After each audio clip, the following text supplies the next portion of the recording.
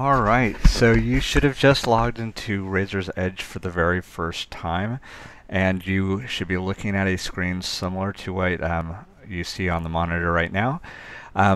So there's a couple things I want to walk you through that are good first steps when you first log in.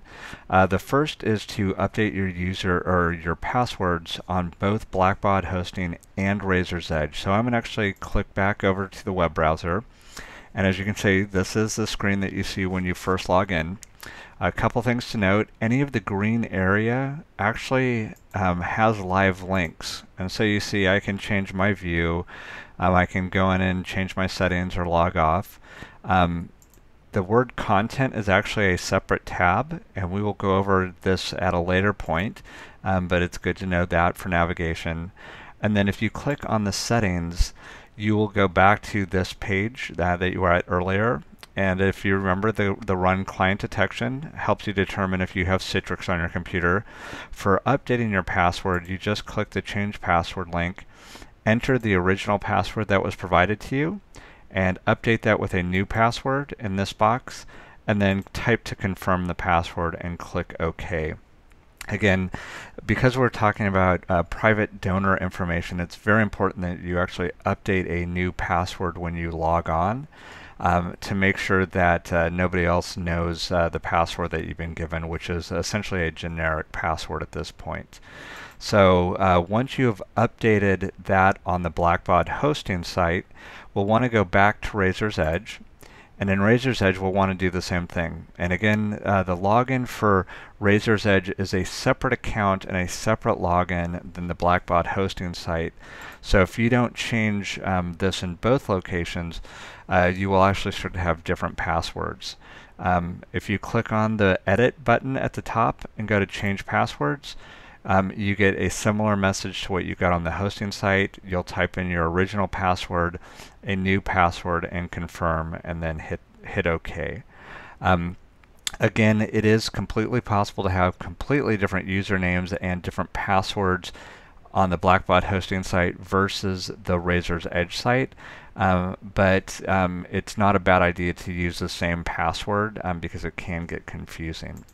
So that's probably the very first thing you want to do when you get into Razor's Edge. The next couple of things are pretty straightforward. One is you just want to actually play around with the navigation. What you're looking at here is your home page, which is identified with the little house icon.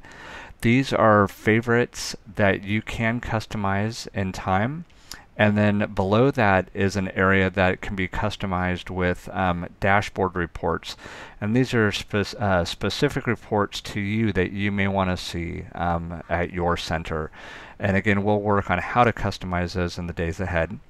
On the left-hand side, I'm currently set up with my screen so I can see primary navigation in the left.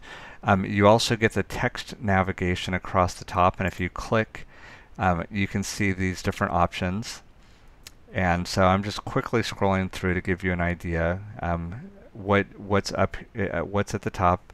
At the top, the help icon is a great resource for looking up questions.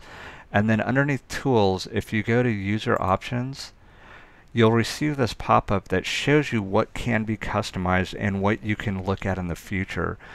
So again, you have the ability to do everything from change what's showing up in the report. So I'm just adding some additional things that I want to see on my home page. You can go in and make changes to all different sorts of things. And again, these are specific to you and how you view information. Again, I would recommend just playing around with this to take a look at it. You can also go in and update color preferences. So things like, in mine, purple are required fields that have to be entered. White are cells that are locked, and I'm actually going to change that to a gray color. And then what I'll do is I'll come in and look at a record. And as you can see, the purple is a required field, so any new record that's entered has to have a last name. And then, as you can see, all these silver fields are customized information, but I don't have the ability to make any changes. So in this case, the word Judith, I actually can make changes to because it's not silvered out like some of the other content. So that gives you a little bit of idea of what can be done. Where we're at now is we are over at the Records tab. So I clicked on Records. As you can see, there's sub options here. So I can go in and say I want to look at a gift. I want to look at actions. Typically, constituents are the things that you would want to see, and you can use this box here to search for the last name of a person. It will pull up this more detailed report, and maybe it's really not Kincaid that I wanted to look for. Maybe I wanted to look for a company that had auto supplies in the name. And so I'm trying to find that. And it doesn't look like it matched any records. So maybe it has the word church in the name. There's probably pretty good odds that I'll find something. And now you can see Charity Baptist, Charity Congregational Holiness Church, Christ Episcopal Church, and then I have the ability to go in and actually look at records. So just to highlight too, this gives you additional information within each record that you can look at. And again, we'll go over these in detail at a later time. The Gifts tab is probably one that you'll want to look at with each of your supporters. All right, so that covers what you'll want to do after you log in for the first time. Hope that is helpful and look forward to talking to you later. Bye-bye.